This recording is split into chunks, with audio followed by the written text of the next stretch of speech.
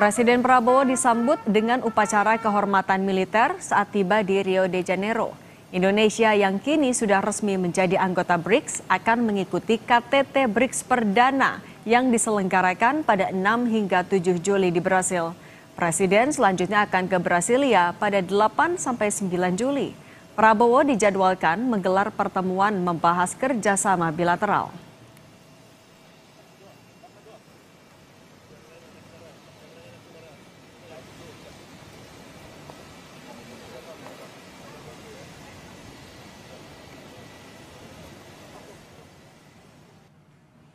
Selain Prabowo, KTT BRICS di Brasil juga dihadiri Perdana Menteri India Narendra Modi. Dalam KTT ini, Modi diharapkan menyampaikan pidato tentang sektor-sektor utama yang berkaitan dengan agenda dan pembangunan BRICS. Selain itu, Perdana Menteri Tiongkok Li Qiang juga telah tiba dalam pertemuan di Rio de Janeiro. Kelompok BRICS yang awalnya terdiri dari Brasil, Rusia, India, Tiongkok, dan Afrika Selatan mulai berkembang pada tahun 2023. Indonesia menjadi anggota terbaru dalam BRICS. Soal kehadiran Presiden Prabowo di KTT BRICS kita bahas bersama dengan praktisi hubungan internasional sekaligus pendiri Synergy Policies, Dina Prapto Raharja. Mbak Dina, selamat petang. Selamat petang, Mbak Cindy. Mbak Dina, keanggotaan kita kan memang udah dari awal tahun, tapi di tengah kepastian kita juga nunggu tarif Trump dan juga dinamika geopolitik, apa konsekuensi kita hadir di KTT BRICS yang harus diwaspadai oleh pemerintah? Summit adalah pertemuan paling tinggi ya dari BRICS, dan BRICS itu statusnya sebenarnya baru forum, tapi forum yang punya simbol politik penting karena OECD misalnya, kalau OECD itu udah organisasi negara-negara maju yang sudah sangat established ya, udah jadi gitu loh. Jadi udah ada aturan mainnya jelas segala macam. Kalau BRICS itu statusnya masih dalam proses, masih dalam pembentukan. Jadi every step of the way, setiap langkah itu penting sebenarnya untuk dikawal. Dan BRICS itu dinamis, dan kita boleh katakan tadi saya bilang simbol politik yang penting karena alternatif dari G7, organisasi negara-negara maju, dan juga dari G20. Tandingannya itu sebenarnya. Jadi bukan dengan OECD-nya sebenarnya, tapi bentukan dari groupings yang seperti itu. Jadi konsekuensinya kalau kita hadir di BRICS ini, memang dinamisnya itu loh, suasananya sangat dinamis. Jadi kita mau bawa catatan yang baku gitu ya, datang ke sana, itu bisa terkaget-kaget tentunya karena bisa saja situasi berubah cepat. Dan kalau dilihat dari perkembangan di Brasil, ini tendensinya misalnya India yang kemungkinannya juga masih nggak cocok sama Brasil untuk sejumlah hal. Kemudian kemungkinan Tiongkok juga masih terus ditekan oleh Amerika Serikat, Rusia masih ditekan Amerika Serikat. Jadi keputusan akhir dalam bentuk joint statement itu bisa jadi akan sangat dinamis sampai last minute. Nah Mbak Dina, tapi ngomong-ngomong soal Amerika Serikat tadi, apakah akan mempengaruhi hubungan diplomasi Indonesia dengan Amerika Serikat di tengah kita juga masih negosiasi soal tarif Trump? Sebenarnya itu tergantung gimana kita menghadapi Trump aja ya. Karena Trump itu kan strateginya adalah menghentak di depan, tetapi faktanya dia sebenarnya juga tahu skema dari logistik global, misalnya ekonomi global, value chain di tingkat global, itu memang mayoritas sudah dikuasai oleh negara-negara BRICS, terutama oleh Tiongkok.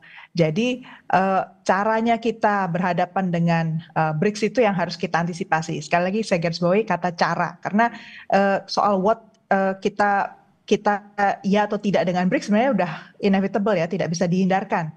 Karena kenyataannya memang penguasaan dinamika ekonomi global itu sekarang dikuasai oleh Tiongkok, dipengaruhi oleh Rusia juga, India juga punya andil. Jadi menurut saya kalau kita tidak masuk di dalamnya, kita juga ketinggalan. Mbak Dina, kan pemerintah bilang di KTT BRICS kita akan memastikan posisi kita sebagai jembatan, mau menjadi jembatan untuk dunia internasional. Di KTT BRICS itu akan bisa dimaksimalkankah oleh Presiden Prabowo Subianto? Kalau itu sebagai cita-cita, silakan saja. Kendalanya kalau menurut saya, di antara negara-negara BRICS ini produk-produknya hampir sama. Basisnya itu komoditas, dan komoditasnya juga banyak di sektor tambang. Kemudian juga kalau kita lihat penciptaan lapangan pekerjaan dari sektor-sektor ini di semua negara itu relatif masih terhambat gitu.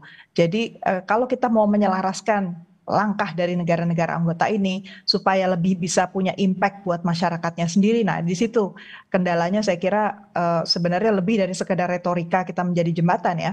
Saya ambil contoh kemarin Tiongkok sudah membuka diri mau ikut investasi juga untuk produk baja di Indonesia. Ini angin segar karena sektor baja kita juga kena tampar cukup keras ya, dinaikkan lagi kan tarifnya oleh Amerika Serikat dari 25% menjadi 50%. Dan sektor ini sebenarnya sudah cukup tersendat-sendat perkembangannya sejak beberapa tahun lalu pasca pandemi. Tapi kita tahu juga bahwa dengan kita bekerja sama lebih dekat dengan Tiongkok, kemarin yang menjadi masalah itu sebenarnya adalah impor besi baja yang begitu banyaknya masuk ke dalam Indonesia dari Tiongkok dan tidak sesuai dengan standar nasional Indonesia sehingga dianggap membahayakan untuk konstruksi dan seterusnya. Jadi hal yang seperti itu yang saya lihat masih ada gap ya antara industri dengan langkahnya pemerintah. Itu yang harus diselaraskan. Nah, itu juga menyelaraskan agenda diplomasi dan politik antar Indonesia dengan negara-negara anggota BRICS dan untuk mengutamakan kepentingan ekonomi di negara kita sendiri. Apa yang bisa Presiden Prabowo Subianto lakukan di sana memaksimalkan peluang itu? Sebenarnya kalau saat di meja diplomasi, yang penting itu adalah sinyal-sinyal yang cukup jelas dan dipastikan juga bahwa instruksinya itu adalah menteri silahkan laksanakan. Jadi jangan semuanya harus presiden sampai detil-detilnya gitu ya. Karena faktanya di lapangan itu penyelarasan di nomenklatur antar kementerian, misalnya kementerian kita dengan kementerian di Tiongkok itu udah match atau belum. Jangan-jangan kita buat MOU dengan pihak Tiongkok, tapi ternyata nggak bisa dilaksanakan hanya karena di sana itu cara pengambilan keputusannya untuk satu MOU beda gitu. Atau mitra dagang yang ada di kedua negara ini ternyata nggak match gitu antara Kadin kita dengan ternyata di sana bukan Kadin misalnya. Jadi itu hal-hal yang harus ditelusuri dan satu persatu itu merupakan tugas menteri dan juga para wakil menterinya.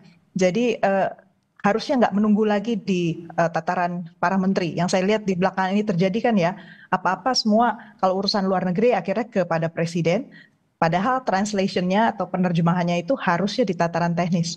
Harusnya di pejabat teknis. Tapi Mbak Dina juga untuk memperlebar peluang kerjasama investasi, kerjasama di sektor ekonomi, artinya menteri-menterinya itu harus apa yang bisa mereka tekankan, apa daya tawar yang bisa ditawarkan Indonesia agar justru kita tidak semakin bergantung ke negara-negara misalnya ke Tiongkok yang ada di BRICS. Nah, kalau kita perhatikan yang dikembangkan misalnya salah satu oleh Indonesia baru-baru ini adalah Danantara. Danantara itu kan salah satu cara lain sebenarnya untuk menjamin bahwa kalau pihak investasi asing masuk itu bisa ketemu sama championnya di Indonesia. Nah, syaratnya itu sebenarnya adalah champion yang dimaksud ini bukan melulu hanya BUMN. Nah, kalau pemerintah Indonesia sekarang entah mengapa gitu ya, selalu yang dilihat kembali lagi menghidupkan hanya BUMN saja. Padahal para pelaku pasar di Indonesia yang ada di Kadin, yang ada di Apindo itu kan banyak sekali dan mereka sudah lama gitu menunggu ada angin segar dari pemerintah bahwa kalau ada dukungan, dibuka pasar baru, kemitraan baru, itu sektor-sektor swasta ini yang justru diajak gitu loh, dibawa dan daya saingnya itu dimainkan betul. Jadi bukan lagi berdasarkan hubungan personal, bukan lagi berdasarkan preferensi dari penguasa kepada pihak-pihak tertentu saja. Oke, Mbak Dina singkat saja, artinya oleh-oleh yang bisa kita harapkan dibawa pulang oleh pemerintah, oleh Presiden Prabowo dari berhasil KTT BRICS apa saja? Saya kira dari KTT BRICS yang pertama itu adalah kepastian bahwa jalur local swap untuk local currency swap, jadi untuk perdagangan kita itu bisa dilakukan lebih intensif dengan negara-negara BRICS dengan menggunakan mata uang antar kita.